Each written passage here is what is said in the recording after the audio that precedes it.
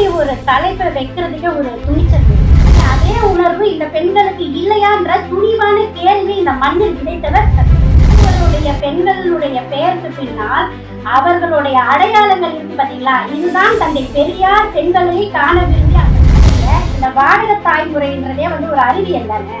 அப்போ நீங்க அதை எதிர்க்கிறீங்களே, இது பெரியாருடைய கருத்தியலுக்கு எதிரானதானே அப்படின்னு ஒரு ஒரு அறிவியலை நேசித்த தலைவர்கள் மிக மிக குறைவு. ஆனால் தமிழ்நாட்டில் அது அறிவியல் சாதனங்களாக இருந்தாலும் அதை எப்படி பயன்படுத்த வேண்டும், அது மனித இனத்திற்கு எப்படி தேவைப்படுகிறது தான் இல்லையா.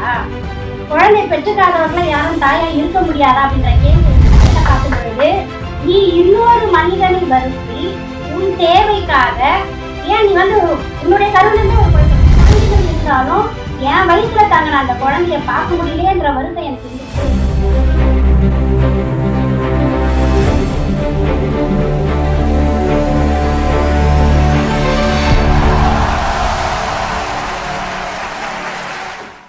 அனைவருக்கும் அன்பான வணக்கம். இந்த நூலினுடைய ஆசிரியர் பெண் எனும் பிள்ளை பெறும் கருவி, வாடகை தாய்மொழி மீதான கேள்விகள் அப்படின்ற இந்த நூலின் ஆசிரியர் எல்லாருக்கும் நன்றியை சொல்லிட்டாரு. அப்போது நம்முடைய சார்பாக அவருக்கு முதல்ல நன்றியை சொல்லணும். ஏன்னா இப்படி ஒரு தலைப்பை வைக்கிறதுக்கே ஒரு துணிச்சல் வேணும். நிச்சயமாக பெண் எனும் பிள்ளை பெறும் கருவி இப்படி கேள்வி வச்சா உடனே கலாச்சார காவலர்கள் என்ன கேள்வி கேட்பாங்க, அப்போது பெண்கள்லாம் பிள்ளை பெற்றுக்க கூடாதுன்னு சொல்கிறீங்களா? பெண்கள் பிள்ளை பெற்றுக்கலன்னா இந்த உலகத்துல எப்படி அடுத்த தலைமுறை உருவாகும்? இந்த ஈவேரா எல்லாத்தையுமே இப்படிதான் சொல்லி வச்சிருக்காரு அப்படின்றத எடுத்து வைப்பாங்க. ஆனா இங்க சொல்ல வருவது என்ன, நீ காலங்காலமா ஏன் பெண்களை பிள்ளை பெறு இயந்திரமா மட்டுமே காற்றியே, உனக்கு இருக்கக்கூடிய அதே உணர்வு இந்த பெண்களுக்கு இல்லையான்ற துணிவான கேள்வி இந்த மண்ணில் விதைத்தவர் தந்தை பெரியார். அதனுடைய வெளிப்பாடாக தான் இந்த பெரியாரினுடைய பார்வை, மார்க்சின் பார்வை அப்படின்ற அடிப்படையில் தோழர் இதில் நிறைய தலைப்புகளை கொடுத்து வச்சிருக்காரு. அப்போ இந்த விதத்தில் இந்த நூலை வெளியிடுவதற்கு வருவதற்கு காரணமாக இருந்த அத்தனை தோழருக்கும் நன்றி.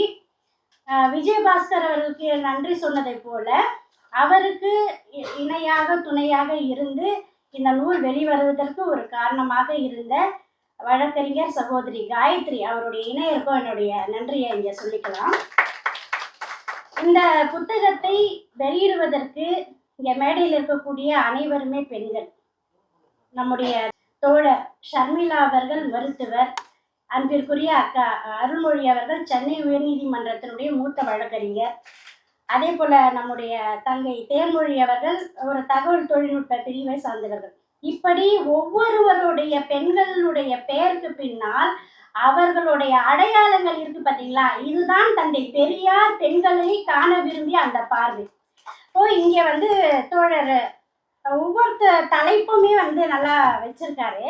அதுல வாடகை தாய் பெரியாரின் அறிவியல் பார்வை அப்படின்னு சொல்ற இடத்துல பெரியார் எல்லாத்தையுமே அறிவியல் பார்வையை பார்க்க சொன்னாரு, பகுத்தறிவோட கேள்வி கேளுன்னு சொன்னாரு.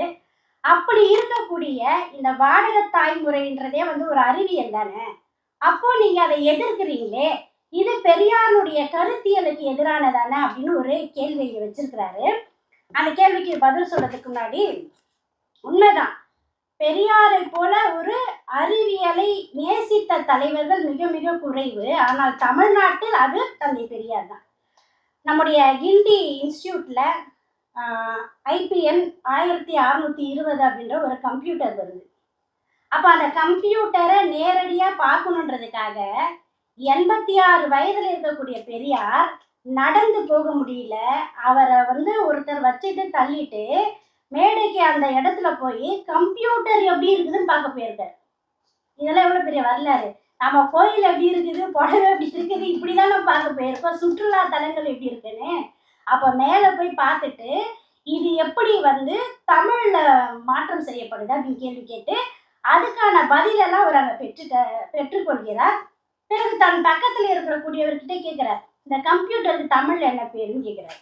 அவர் ஏதோ ஒரு பேர் சொல்கிறார். உனக்கு கம்ப்யூட்டரே தெரியாது, எனக்கு தமிழில் வேற உனக்கு பெரிய பேர் தெரியுமான்னு சொல்லிட்டு அப்படி வந்து இந்த கம்ப்யூட்டரா இருந்தாலும் சரி, எந்த மாதிரியான அறிவியல் சாதனங்களாக இருந்தாலும் அதை எப்படி பயன்படுத்த வேண்டும், அது மனித இனத்திற்கு எப்படி தேவைப்படுகிறது என்கின்ற அறிவியல் மனப்பான்மையை சொல்லிக் கொடுக்கக்கூடிய ஒரு தலைவரான பெரியார் எப்படி இந்த வாடகத்தாய்க்கு எதிரானவரா இருக்கிறாரு அறிவியல் ரீதியான அப்படின்னு கேள்வி வைக்கும் பொழுது அதை ரொம்ப அழகா சொல்றாரு. சரிங்க, அறிவியல் தாங்க. ஹிரோஷிமா நாகசாகி மேல குண்டு போட்டாங்களே, அதுவும் அறிவியல் தான். அப்ப அதை நீங்க ஏத்துக்கிறீங்களா அப்படின்னு கேட்டா, இது எப்படி பெரியார் பார்வையா இருக்க முடியும்? அது வந்து ரொம்ப ரொம்ப ஒரு ஆழமான கேள்வி. ஏன்னா அறிவியல் மனிதனுக்கு எதிராக, மனித குலத்துக்கு எதிராக செயல்படுகிறது என்று சொன்னால் அதை எதிர்க்கக்கூடியவர்கள் தான் தந்தை பெரியாரின் தொண்டர்களும் பெரியாரும் அப்படின்றத அந்த கருத்தை வந்து ரொம்ப அழகா இங்க வச்சிருக்காரு. அதே போல ஆண் பெண் சேர்க்கை இல்லாமலே குழந்தை பெற்றுக்கலாம் இன்ஜெக்ஷன் மூலமா. இது எப்படி? இது ஒரு 70-80 வருஷத்துக்கு முன்னாடி இனி வரும் உலகத்துல அவரால் எப்படி இதை யோசிச்சு இதை பேச முடியுது அப்படின்ற அந்த கேள்வி வச்சா, பெரியாருடைய அந்த அறிவு கூர்மை வந்து இன்னைக்குமே வந்து இந்த தமிழ் சமூகத்துக்கு மட்டும் இல்லை, உலகத்தில் உள்ள எல்லாருக்குமே அது தேவைப்படுகிறது. அதே போல ஒரு இந்த கட்டுரைக்குள்ள தோழர் விஜயபாஸ்கர் சொல்றாரு, ஏன் பெற்றால் தான் பிள்ளையா, குழந்தை பெற்றுக்காதவர்களை யாரும் தாயா இருக்க முடியாதா அப்படின்ற கேள்வியை கேட்கின்றார். ஆமா, குழந்தையே பெற்றுக்கொள்ளாத அன்னை தெரேசாவை நாம் இன்றைக்கும் அன்னைன்னு சொல்றோம். ஏன் அவ்வளோ? ஏன் குழந்தை பெற்றுக்காத ஐயா பெரியாரையே நாம் தந்தை பெரியார் தானே சொல்றோம். அந்த அடிப்படையில பார்க்கும் பொழுது நீ இன்னொரு மனிதனை வருத்தி உன் தேவைக்காக, ஏன் நீ வந்து உன்னுடைய கருவில இருந்து ஒரு குழந்தை வரணுமா? இன்னொரு குழந்தைய தத்தெடுத்துட்டு போ, வளர்த்துட்டு போ. அதை விட்டுட்டு ஒரு விதத்துல கமர்ஷியல், இதை ரெண்டு விதமாவே பார்க்கலாம். கமர்ஷியல் ரீதியா அந்த சர்வீஸ் என்று சொல்லக்கூடிய வாடகத்தாய், குழந்தை பெற்றுக்கக்கூடிய வலிமை இருந்தும் திடகாத்திரமாக இருக்கக்கூடிய பெண்ணா இருந்தாலும் நான் அதை பெற்றுக்க மாட்டேன், இன்னொருத்தரை வச்சுதான் நான் பெற்றுப்பேன்னு சொல்லக்கூடியது எவ்வளோ பெரிய ஒரு சுரண்டல். இது மார்க்சிய பார்வை.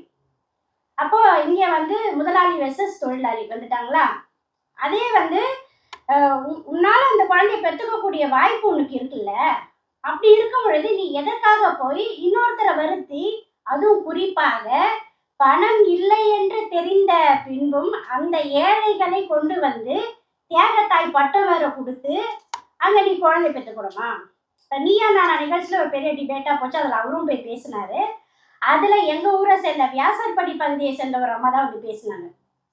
3 லட்சத்துக்கு கிட்னியை விற்றோம், 5 லட்சத்துக்கு இப்போ என்ன பண்றோம், வாடகை தாயா இருக்கும். காரணம் என்ன? எனக்கு 5 குழந்தைங்க இருக்காங்க, என் பிள்ளைங்களை நான் காப்பாற்றணும் அப்படின்ற இடத்துக்கு வரும்பொழுது வேற வழி இல்லாம போனேன்.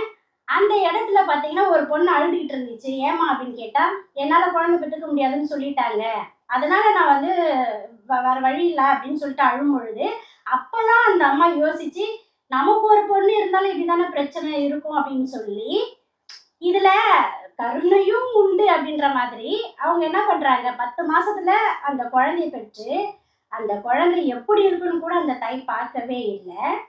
இது கேட்கும் போது ரொம்ப மனசு கஷ்டமாவே இருந்தது. அப்போ பணம் என்பது இவர்களுக்கு எவ்வளோ ஒரு பிரச்சனை, அடிப்படை பிரச்சனையாக இருக்குது. அப்புறம் அந்த அம்மா சொல்றாங்க, நான் 1 மாசம் ஆச்சு மீண்டு வரத்துக்கு, எனக்கு 5 குழந்தைகள் இருந்தாலும் என் வயிற்றுல தாங்க அந்த குழந்தைய பார்க்க முடியலையேன்ற வருத்தம் எனக்கு இருந்துகிட்டே இருந்தது அப்படின்றத சொல்றாங்க. அது மட்டும் இல்லை, அவங்க வந்து பெரிய ஆப்ரேஷன் சொல்றாங்க. என்னன்னா அந்த சர்ஜரி நார்மல் டெலிவரி இல்லாத சிசேரியன் பண்ணி தான் அந்த குழந்தைய எடுக்குதுன்றது. முதுகுல இன்ஜெக்ஷனை போட்டு தானே அந்த குழந்தைய எடுப்பாங்க. அது எவ்வளோ பெரிய ஒரு கஷ்டமா இருக்கும். அது மட்டும் இல்லாத அந்த குழந்தைக்கு ஃபீடிங் பண்றாங்களே, பால் கொடுக்கக்கூடியது, எப்பெல்லாம் வந்து பால் கட்டுன்றதே சொல்ல முடியாது. இதெல்லாம் நான் படிச்சு தெரிஞ்சுக்கிட்ட ஒரு விஷயம். இப்போ இதெல்லாம் வந்து அந்த தாய், வாடகை தாய்ன்றவங்க அனுபவிக்கிறாங்கன்னு சொன்னா இதை எப்படி நான் ஏற்றுக்கொள்ள முடியும்? உன்னுடைய தனி மனித சந்தோஷத்திற்காக இன்னொருவரை வருத்துவது எப்படி நியாயமாக இருக்க முடியும், மனிதநேயமாக இருக்க முடியுன்றதுதான் இந்த புத்தக அடிப்படையில பேசக்கூடிய ஒரு மைய கருத்தா இருக்கு.